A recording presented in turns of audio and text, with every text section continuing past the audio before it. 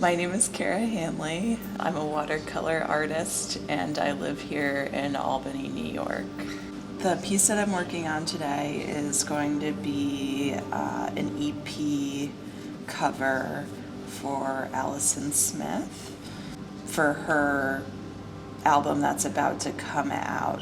She contacted me maybe 2 months ago about working together. I was super excited. She's very talented and her music is amazing. It's like kind of a dreamscape.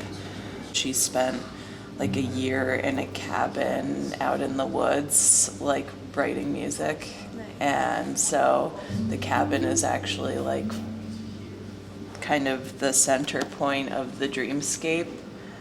For each of her songs, she's going to be releasing a separate, much simpler piece that I created for her that focuses on different elements of the final piece. So like one of them will just have the moon and planets, one of them will just have the water element, one of them will just have the mountains, and one of them will just have the cabins. A big part of the piece is the waning crescent moon, and in this piece it's kind of represented as pouring down into the landscape and then kind of flowing through the landscape from the moon, almost like a river would be within the landscape.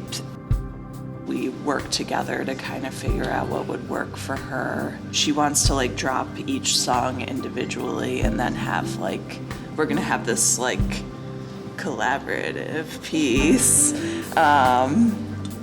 as the final EP cover that like joins all of those different elements together. Before I even like started working on the sketch for her, she sent me all of the tracks. They weren't like completely done being edited, but pretty solid. And I really loved her artwork, and it was really cool because when we were first talking about working together on this project, we went for coffee and she was talking about my artwork and my more recent work specifically with like the surreal landscapes and her experience of those. To hear her like of her own accord kind of express to me her interpretation of the work and why she thought it would fit her album and have it be like so much in line with what I wanted the artwork to get across was like awesome. Like the stars aligned.